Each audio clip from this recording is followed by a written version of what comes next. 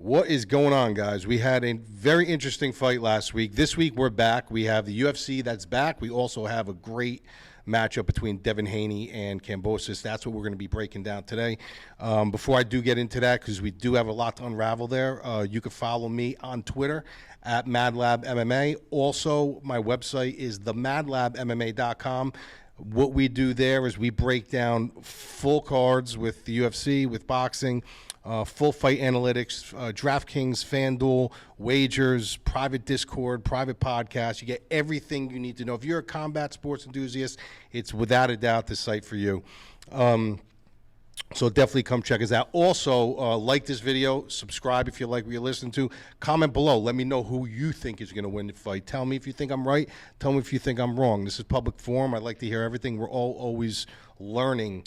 We're a student in the game, right? So a little bit of last week. You know, I picked Tank. I actually had him winning in the 6th round by knockout, and that's actually what happened.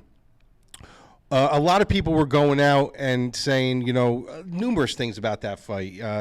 Tank was, really sizing him up. That's why he was kind of laying back in rounds. Other people were saying that, Rolly was kind of, walking him down, frustrating him, scaring him with his power, getting a little bit too much respect he was giving Rolly for his power. I think all that is right. I'm not going to sit here and I'm not going to say one side is right, one side is wrong. I do think there was percentages of every one of those factors that you can kind of throw in there. I do think that Tank did respect his power. I do think that Rolly's size, he was kind of walking him down. I also do think that as a slick, technical boxer, you can't just roll in. You just can't rush in and fight a guy like Rolly who's reckless and unorthodox. You can absolutely get caught with something. So I do think there's also something to be said about what Tank was doing. He was really laying a beat on him. He was kind of making his reads, seeing what kind of traps he can set. And then when the moment presented itself, he knocked him out. At the end of the fight, Rolly came in, said he won every round. His coach told the media that he won every round. I think the rounds were close, but to sit here and say that, he won every round and he deserves a rematch and stuff like that, I don't really subscribe to that. What do I think of his performance overall? I got to give Rolly credit in that fight. I got to be honest with you. I do got to give him a little bit of credit. I do think he presented himself well, although when he was walking into the ring, he looked like he was fucking scared to death. He was staring at the people. It was like, oh, he's never seen a crowd that big before. But he had a good showing of himself. I mean, for a kid who's really not that technically sound in boxing, he's just got really good power and a lot of swag to him. He didn't do bad. As far as, Tank, If really all the chips were on the table and that's what he was doing, he was really sizing him up and he was just waiting for the right moment, then I think he had a fantastic strategic showing. But, there are times where I've seen him like this, where he just kind of pulls back on the gas pedal. And if you're going to do that, with guys like Devin Haney and stuff like that, who are really have that manipulation and understand how to box and understand how to move and create and, and set traps, and you can't be sitting back. You can find yourself down on rounds really quick. So it's going to be interesting to see how he goes forward. But the kid is really coming into his own. He's maturing as a fighter. He's getting better and better with his boxing. He still has that ton of power, as we've seen. He knocked out Rolly. So interesting fight. This fight, to me, is a really good fight. But I have a lot to unpack here. I'll try to make it as short as possible. These boxing videos, I try not to keep you guys here too long because I want to maintain your interest. I hope you do like them. The thing with this fight is this. When you look at Kambosos, this is a guy who came in, he's an Australian fighter. He comes in, he fights Teofimo. And nobody really gave this kid a chance to win this fight. A lot of people thought, after you saw Teofimo, what he did to Lomachenko, it looked like he was dialed in and Teofimo was just ready. This guy was the new blood. He was ready to go. And for Kambosos to come up, now and fight him, you're saying to yourself, well, dude, if he did what he did to Lomachenko, what the fuck is he going to do to this guy?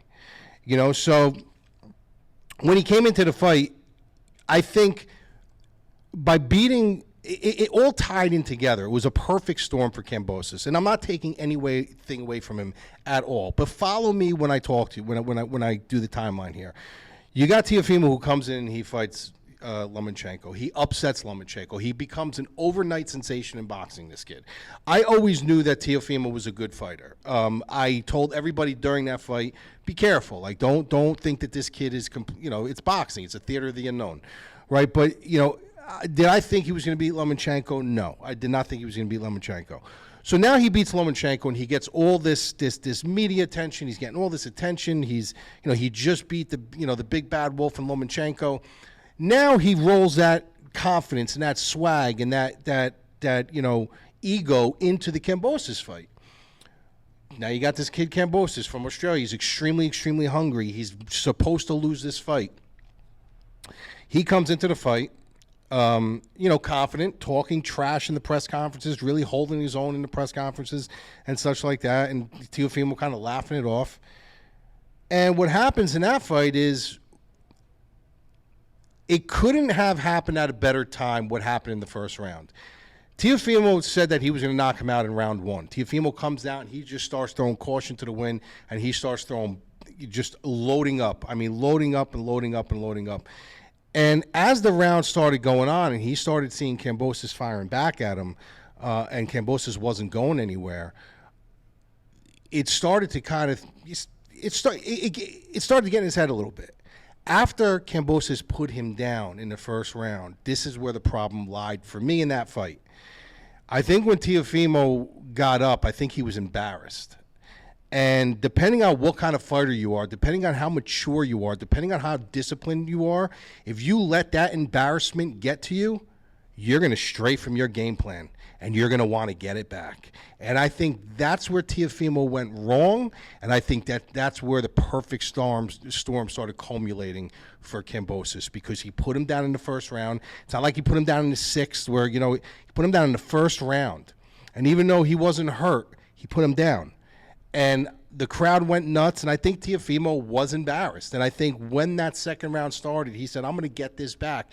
He strayed from his game plan. He started buying into his hype a little bit too much. He started just throwing hands, wasn't really technically boxing. It was literally he bit into exactly the kind of fight that Kambosos wanted, and it was a dirty, dragged out, mucked out firefight. 10th round comes along. Teofimo puts down Kambosos. Now, when he put down Kambosos at that point in time, he was tired, he was hurt. So the effects of the knockdown were more significant to Kambosos than it was to Teo in the first round, because Teo, it was the first round. He was able to get his legs back. He wasn't really hurt. He wasn't really gassed out. Now you're in a war for 10 rounds and you get knocked down. How are you going to come back for the championship rounds, the 11th and 12th round? And that was the issue that I had with Kambosos. I was like, is this kid going to be able to come out, and is he going to be able to deal with Teo now in the 11th round, hunting him? Because that's exactly what Teo did. When that bell clicked, Teofimo came in, and he just started hunting. He went for blood. He went for the kid. He knew in his heart, I think, that it was a close fight. I think he knew in his heart it was a close fight. The issue that I had in that fight was, for Teo, was the knockdown. Obviously, I think it completely took him out of his game plan, completely got into his head, and he just abandoned ship and just started fighting on emotion. You can't fight like that. The other thing was his corner was telling him he was winning that fight. And I don't care if you're winning the fight, if you're losing the fight, if you're way ahead on the cards, you never tell your fighter that he's ahead on the cards. You don't. You just don't do that. That's a cardinal rule. Why they did that, I have no idea. They made him believe, and I don't even think he believed it, but they made him believe that he was ahead on the cards, and all he had to do was kind of, shimmy his way through the last two rounds. And that wasn't the case, because I watched the fight, I score the fights, and I had him up. That knockdown, yeah, of course, made it closer, but Kambosos boxed his head off for 12 rounds. Boxed his head off. So not only did he stop the hunting, but he literally won the 11th and won the 12th round. So now Kambosos wins the straps, and now he's kind of in that situation that Teo was against Lomachenko, where, okay, well, now I'm the new boss in town, and I wasn't supposed to win that fight, and I won that fight, and I'm the champion. Now, he's talking trash, and he's super cocky. So now he's taking on a kid in Devin Haney, who to me is the real deal. I'm not saying Kambosos is not the real deal, but I really do believe that there was a culmination of a perfect storm for him in that TO fight and everything building up to it. And that perfect storm can be happening again. And I'm going to explain to you why. But he's taking on Devin Haney now. This kid is, for my money, he's 23 years old, super young, has a lot to learn. But this is a much more disciplined fighter than Tio is, because he doesn't have that crazy Teofimo power. He doesn't have that like really one-shot fight-changing power. This is a kid who fights technically very sound, very fast. He's got good head movement. Really cuts off the ring very well. You know, sets traps. He's very intelligent. He's a very, very well-spoken, intelligent fighter for a 23-year-old kid. You know, so now here they come. These guys are meeting to unite. You know, to fight for the undisputed, you know, titles. And you're not a champion until you defend your belt. That's just the way it is. You can win the belt, but you're not really the champion until you defend it. Haney has defended, even though Haney has gotten the vacant belts, like anything he's won, it was kind of vacant. He still defended them and he retained them, where Kambosos did not. The Kambosos won the belt, and this is his first title defense. So you're really not a champion until you defend and retain that title. So we're going to see.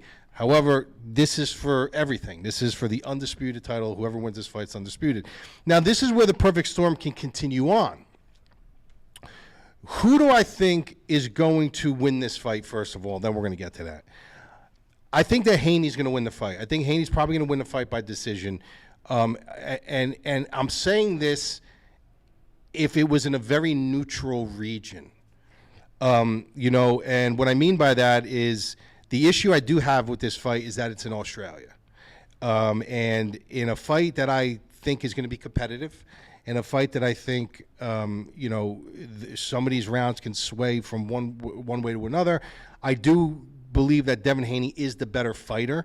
I do believe that he can completely outbox Kambosos. I do believe that Kambosos, like I said, was a perfect storm going against Teofimo, and he kind of fought over his head a little bit. But I do fear Australia for Devin Haney. I fear Australia for Devin Haney. Now, there's a lot of heat in this fight as well. You know, there's a lot of heat in this. And I fear Australia, I fear Australia for his life. I fear Australia for the judges. You know, this is a kid now who is in Kambosos, who's an overnight superstar. He completely put Australia back on the map for boxing. And if you don't think that if this is a close fight and there's some close rounds, that pencil's not going to, you know, nick towards Kambosos' way a little bit, you're wrong. They're going to be biased. Every punch that's thrown, the crowd, even if it's hitting his arms, or the crowd is going to be super into it. You know, he's going to have to win this fight decisively. I give him a lot of credit. I mean, the dogs are against him here, especially with his dad now, his father, and the plot thickens too. Like, you got to wonder, is this getting in Devin Haney's head a little bit? The plot, you know, his father can't get his visa. His father's not going to be there, so he's got Zab Judah's father cornering him for this fight. So not only is it in Australia, but his father can't be there. You got Zab Judah's dad's gonna be going. So it's like it's like, here we go. It's just another perfect storm for Kambosos. You know, he's got the judges in his favor. He's got all these things. Like Devin Haney's got to win this fight decisively, and I think he can, because I don't think he's going to do what Teofimo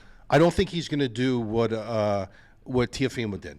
I don't think that he's going to get that early knockdown. I don't think he's going to be able to talk or manipulate, Devin Haney out of his game. And he already tried. He already tried with Devin Haney. He already tried telling him that he's an informant, because apparently when he fought Teofimo, Devin Haney was reaching out to him, telling him all his problems. He's having price with his wife. He's hurt here. He's doing this. He's doing that. He was kind of being like an informant. So he basically said, like, I'm surprised we're even letting him into the country, because he's an informant. He's a rat. So he's already trying to play the mind games with Devin Haney, trying to kind of do the same thing what he did mentally, that he did mentally and physically to Teofimo in the the first round of their fight. And I don't think it's going to work. He's not a guy that you're going to be able to bait in for this mucky firefight. He's going to sit down. He's going to pop his jab. He's going to keep his head movement going. He's going to stay disciplined. And if he stays disciplined, he wins this fight. If Kambosos can drag him into a firefight and the crowd gets into it, and he kind of makes this into like just a dirty out, dragged out war, you can have a problem. But if, for my money, Devin Haney's a little bit too intelligent. I think he's a little bit too dialed in. He's not going to get baited in to that kind of fight. I think he's going to stay on the outside. He's going to utilize. He doesn't care how much volume is thrown, and he's in there to win the fight.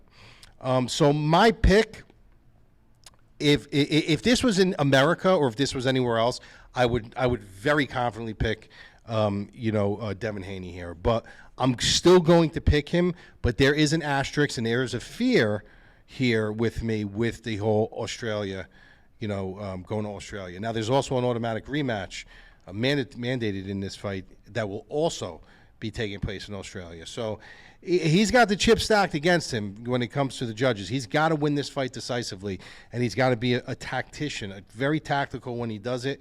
I think he gets it done, but like I said, if this fight is close, hold on to your seats because you could be looking at a little bit of an Australian ring job. So Devin Haney by decision is my pick.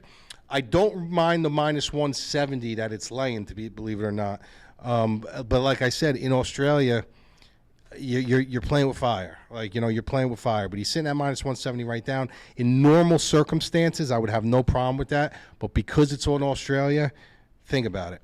Just think about it. I think your best bet would probably be maybe Devin Haney by decision if you wanted to go plus 100. But fighting Australia, you got to be careful because you can pick the right side. There's nothing worse than picking the right side and then the wrong side comes out. It happened with Holly Holm in UFC.